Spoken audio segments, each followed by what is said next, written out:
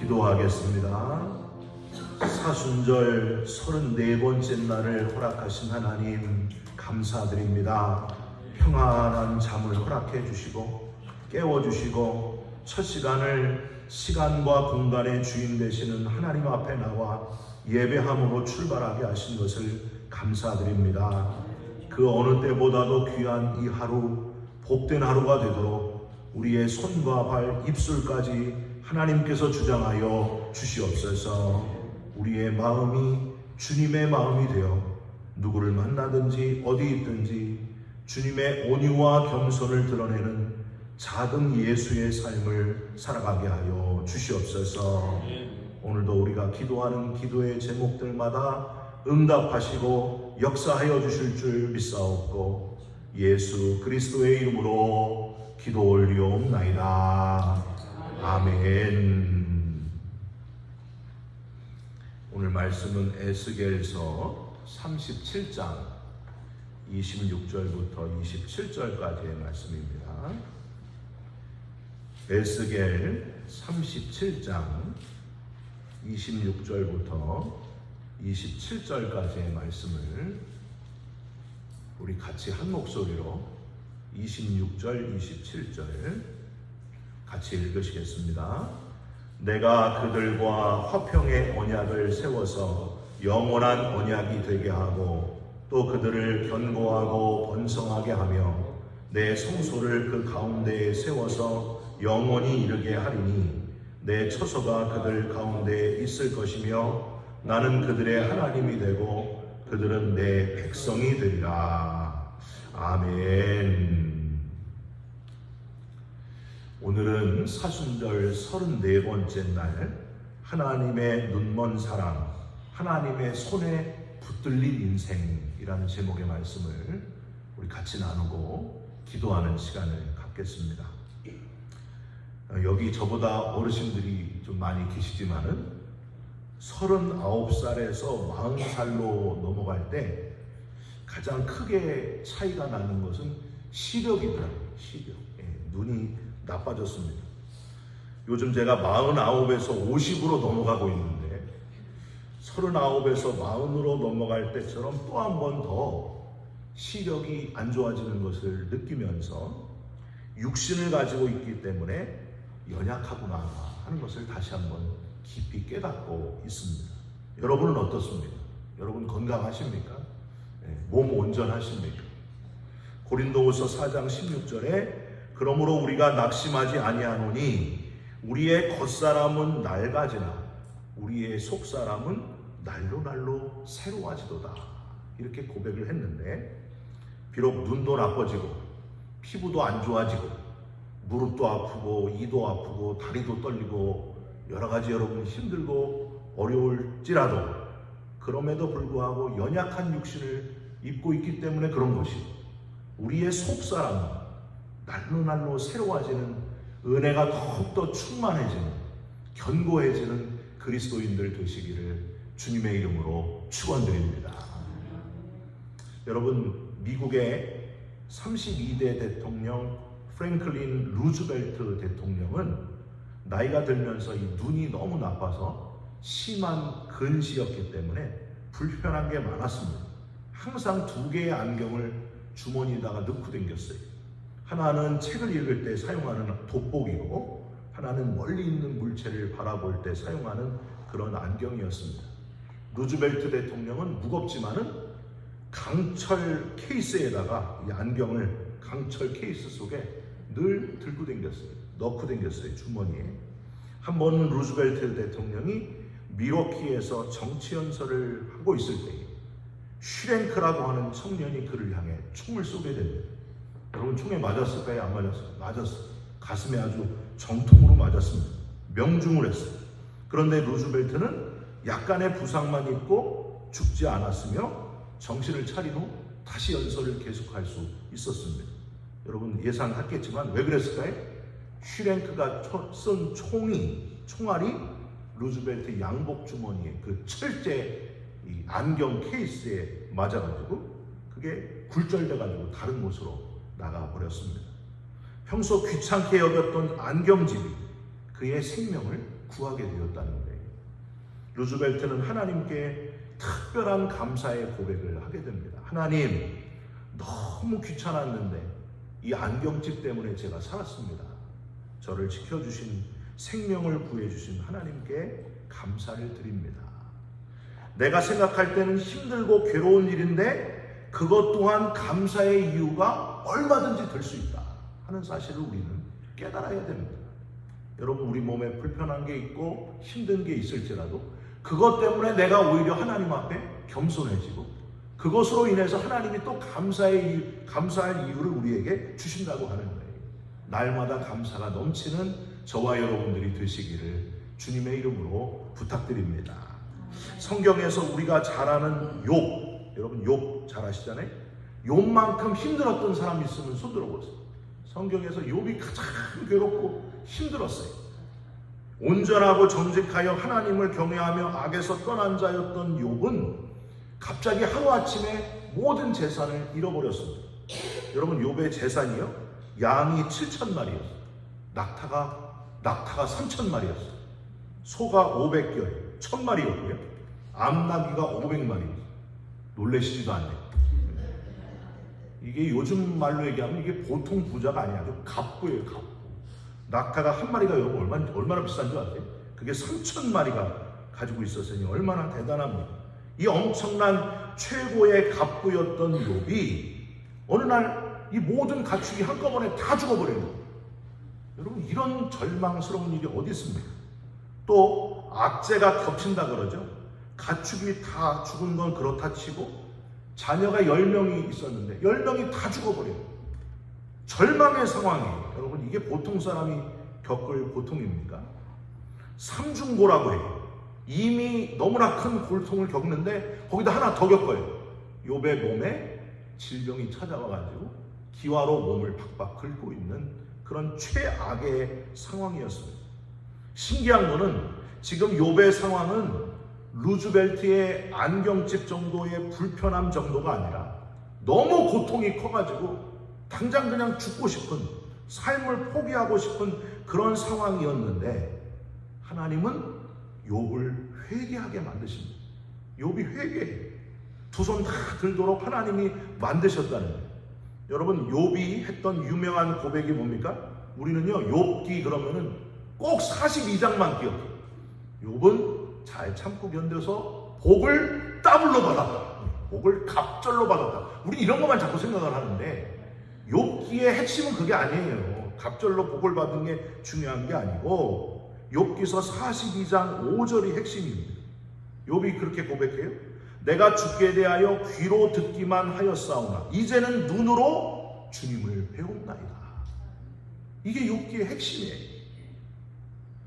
그렇게 고백하게 하신 하나님이 신기한 거예요. 여러분, 주인공이 욥이 아닙니다. 가장 의로운 사람 욥도 감동해가지고 입을 다물지 못하도록 하나님 앞에 막 따져 물었잖아요. 하나님, 내가 잘못한 게 뭐가 있습니까? 아무리 생각해봐도 내가 잘못한 게 없는 것 같은데, 그렇게 크게 잘못하지 않은 것 같은데 왜 내게 이 고통을 주십니까? 이 아픔을 주십니까? 모든 것을 잃어버렸습니다. 그렇게 한탄하는 욥에게 하나님이 욥기 38장, 39장, 40장, 41장을 통해서 너무 크신 하나님을 발견하게 합니다. 욥 앞에서 하나님이 다 보여주십니다. 너 내가 어떤 사람인지, 내가 어떤 존재인 줄 아느냐 하면서 이 세상에 가장 무서운 것보다 더 크신 하나님, 이 세상에 가장 큰 것보다 더 크신 하나님, 온 세계 우주를 만드신 하나님, 그 하나님을 다 욥에게 알려주십니다. 욥이 거기서 깜짝 놀라는 거예요. 자기는 그냥 자기 문제 때문에 너무 고통스러워가지고 괴로워하고 내가 잘못한 게 없는 것 같은데요, 그러고 있는데 크신 하나님을 하나님이 보여주시면서 욥은 크게 회개하게 됩니다. 하나님, 내가 잘못이 없는 줄 알았는데 회개하나이다. 아무런 자격 없는 죄인이 바로 저였습니다. 저는 그저 부족한 죄인, 연약한 죄인일 뿐입니다. 하나님, 하나님의 은혜에 감사드립니다. 여러분, 이게 욥기의 핵심이에요. 내가 그렇게 큰 잘못을 저지르지 않은 것 같은데 그 안에도 죄가 도사리고 있다는 거예요. 이 모든 것들을 다 회개하게 만드시는 그 하나님의 크신 그 위대함, 사랑하는 성도 여러분, 하나님의 크심을 깨달으시기를 주님의 이름으로 축원드립니다.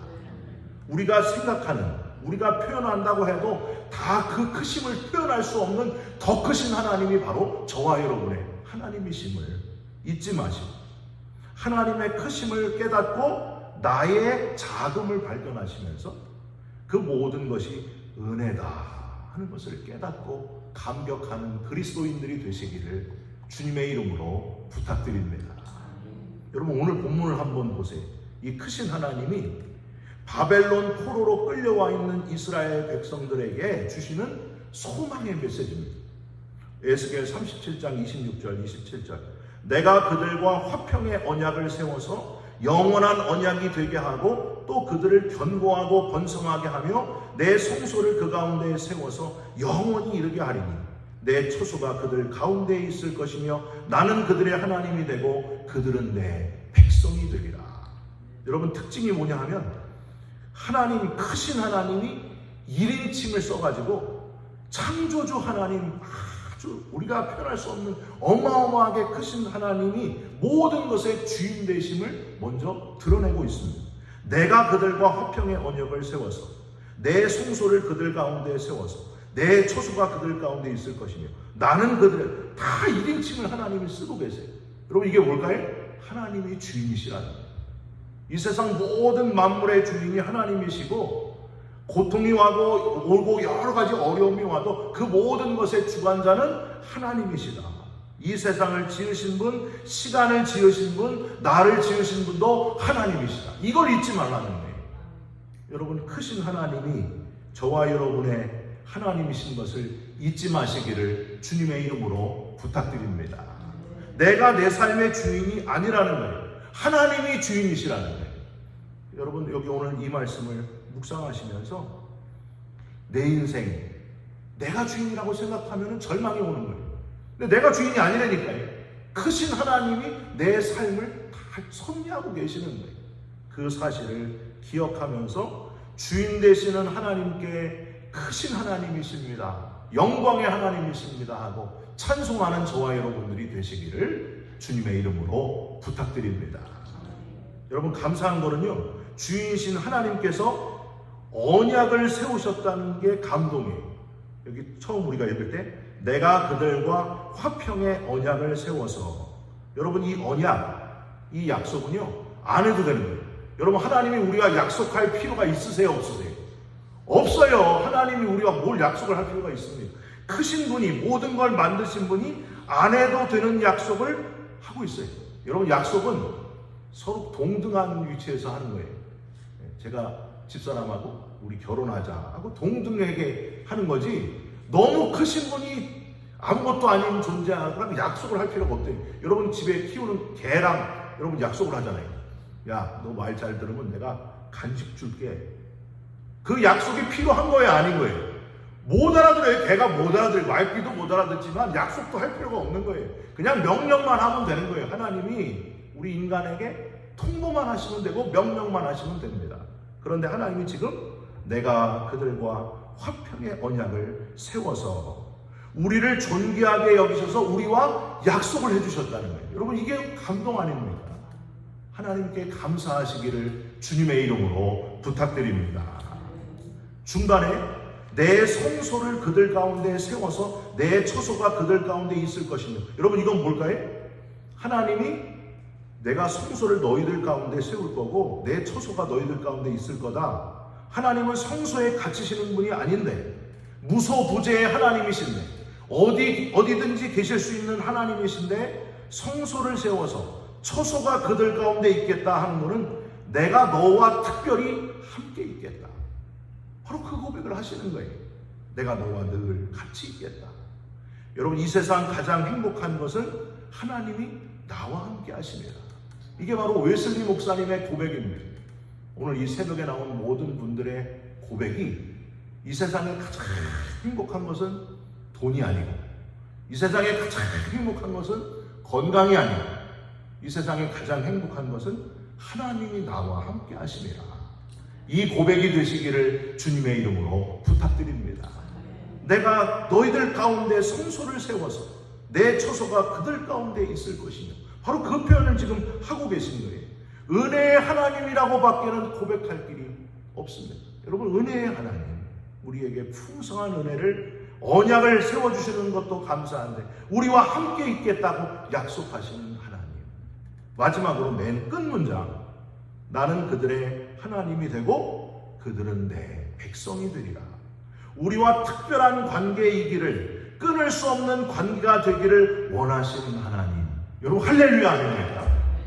이스라엘 백성들을 포로로 끌려오고 아무짝에도 쓸모없는 백성들이, 그들에게 하나님이 뭐라고 말씀하시는 거예요? 나는 너희들의 하나님이 되고 너희들은 내 백성이 되리라. 나는 너희들과 특별한 관계가 되기를 원한다. 여러분, 저는 어제 이 마지막 나는 그들의 하나님이 되고 그들은 내 백성이 되리라, 이 문장을 읽고 또 읽는 가운데 이 문장이 떠올랐어요. 넌 내 거야. 그리고 너 내 거 하자. 이 문장이 떠올랐어요.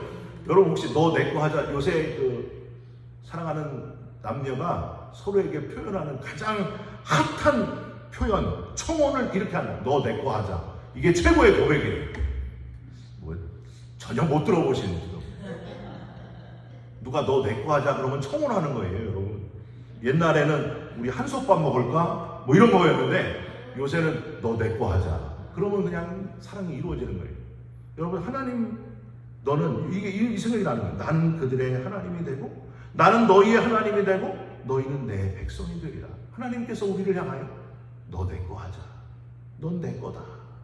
그 말씀을 하시는데 이 강렬한 프로포즈 같은 이 말씀이 자꾸만 마음속에 떠오르는 거예요. 여러분, 저와 여러분을 너 내 거 하자, 내가 너희를 얼마나 사랑하는 줄 아느냐 하시는 하나님께서 오늘 이 시간에 우리 마음속에 찾아와 계신 줄 믿습니다. 너 내 거 하자. 염려하지 말아라. 내가 네 하나님이고 넌 내 백성이다. 너 내 거 하자 하시는 하나님께서 하나밖에 없는 아들 독생자를 저와 여러분을 위해서 이 땅에 보내주시고 십자가에서 죽게 하심으로 저와 여러분을 살려내셨습니다. 여러분, 이것보다 더 감사하고 이것보다 더 귀한 사실이 어디 있겠습니까? 오늘 이 새벽에 이 은혜를 다시 한번 묵상하시면서, 은혜라고 밖에는 표현할 길이 없습니다. 감사하고 또 감사하고 하나님의 거가 되게 해주신 하나님께 감사하시면서 순간순간 감격 속에서 살아가는 저와 여러분들이 되시기를 주님의 이름으로 축원드립니다. 기도하겠습니다. 하나님, 하나님의 크심을 잊지 않게 하여 주시옵소서. 내 육신의 연약함을 느낄 때마다 상대적으로 크신 하나님을 다시 깨닫고 찬양하는 자가 되게 하여 주시옵소서. 크신 하나님께서 바로 나를 사랑하셔서 하나밖에 없는 독생자를 보내주신 것, 나를 위해 대신 십자가에서 죽어주신 것을 다시 한번 감사드립니다. 갚을 수 없는 은혜를 받았사오니 감사하면서 증인된 삶을 살아가게 하여 주시옵소서. 예수 그리스도의 이름으로 기도 올리옵나이다. 아멘. 하늘에 계신 우리 아버지여, 이름이 거룩히 여김을 받으시오며 나라가 임하시오며 뜻이 하늘에서 이루어진 것 같이 땅에서도 이루어지이다. 오늘 우리에게 일용할 양식을 주옵시고 우리가 우리에게 죄진 자를 사하여 준 것 같이 우리 죄를 사하여 주옵시고 우리를 시험에 들게 하지 마옵시고 다만 악에서 구하옵소서. 나라와 권세와 영광이 아버지께 영원히 있사옵나이다. 아멘.